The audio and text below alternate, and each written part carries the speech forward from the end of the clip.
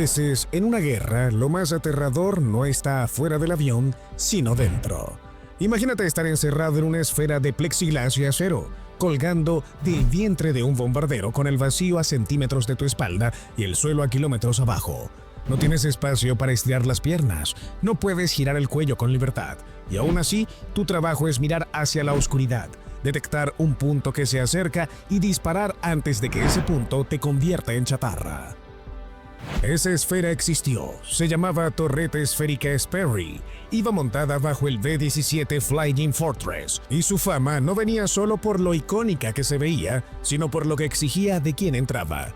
Era una de las posiciones más vulnerables del avión y al mismo tiempo una de las más necesarias.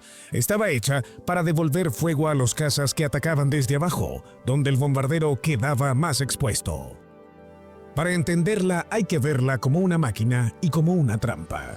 La variante A2, instalada en los B-17F, medía apenas 44 pulgadas de diámetro y pesaba unas 850 libras. A los lados tenía cúpulas de plexiglas sobre soportes que la hacían verse perfectamente redonda, más aerodinámica y más cruel, porque esa transparencia te recordaba todo el tiempo dónde estabas.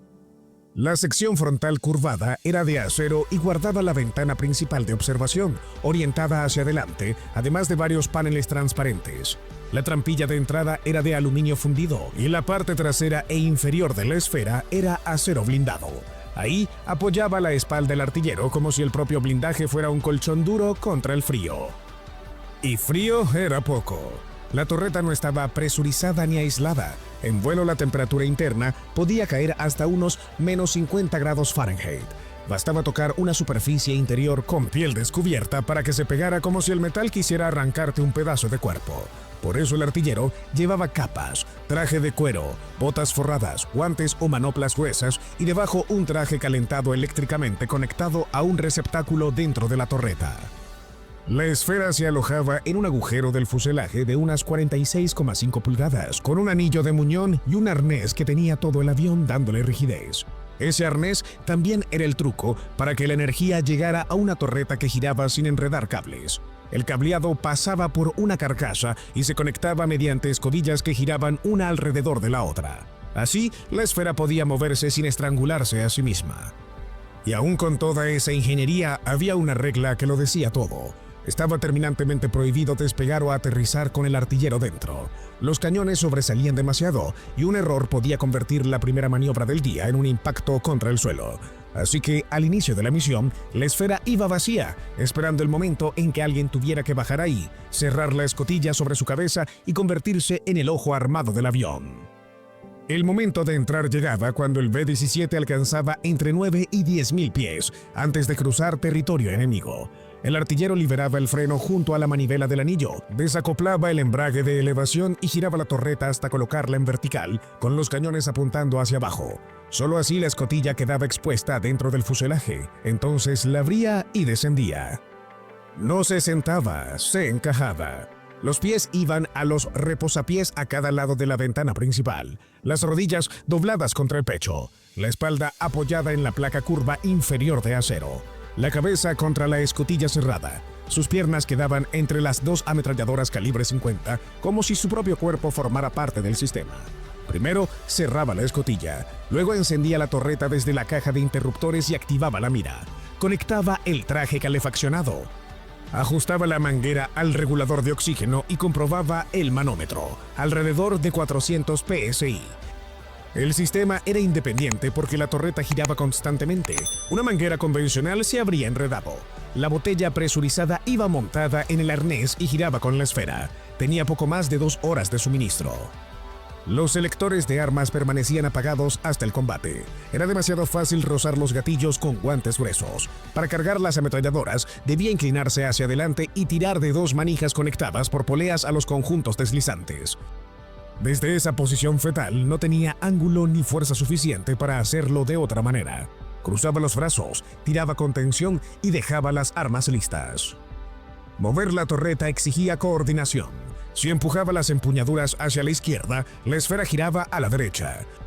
Si tiraba de ellas hacia sí, se elevaba. Si las empujaba hacia adelante, descendía. Podía combinar movimientos y la velocidad dependía de la fuerza aplicada.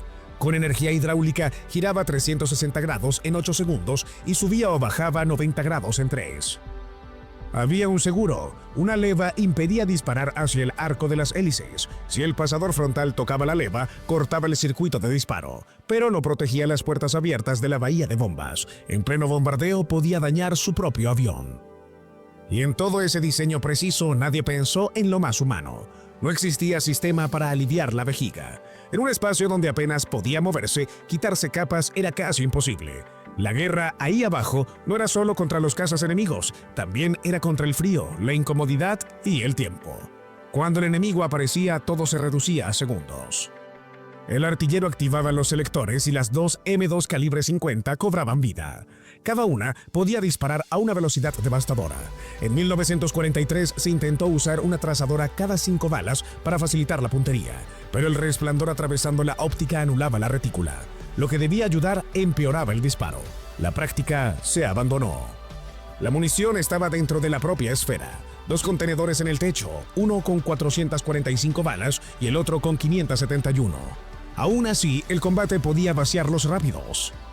Cerca de su pie derecho, un indicador mostraba hacia dónde apuntaba la torreta respecto al rumbo del avión. Era fácil desorientarse cuando giraba con rapidez y no se veía el fuselaje. La pieza clave era la mira automática Sperry K4. Más que una simple óptica, era una computadora mecánica. El artillero encuadraba al enemigo con la retícula y usando un pedal ajustaba el acercamiento mientras seguía el movimiento del objetivo. La unidad calculaba gravedad, viento, velocidad del bombardero, velocidad del caza y hasta la rotación de la torreta. Luego corregía automáticamente el ángulo de disparo. Él no tenía que estimar cuánto adelantar el tiro. La máquina lo hacía por él. Bastaba presionar el botón en cualquiera de las empuñaduras para que ambas armas dispararan. A pesar de su apariencia vulnerable, la torreta ofrecía más protección de la que parece. El asiento y el panel inferior eran de acero blindado y la ventana principal era vidrio laminado templado de doble espesor. No era invulnerable, pero resistía fuego ligero y fragmentos. En los aviones que regresaban, los artilleros de torreta esférica registraron un porcentaje sorprendentemente bajo de heridas, aunque esas cifras no cuentan a quienes nunca volvieron. Salir también exigía precisión. Había que vaciar las armas, girar la torreta hacia abajo y abrir la escotilla. Si fallaba la energía, todo se hacía a manivela. Después aún debía reorientarse para evitar enganchar paracaídas o golpear el suelo en el aterrizaje. Cada torreta costaba una fortuna y solo 3 fábricas podían construirla. Fue tecnología adelantada a su tiempo, pero tras la guerra quedó obsoleta frente a sistemas remotos y aviones más rápidos. Durante años, la defensa de un bombardero dependió de un joven encogido dentro de una esfera helada, girando bajo el cielo enemigo.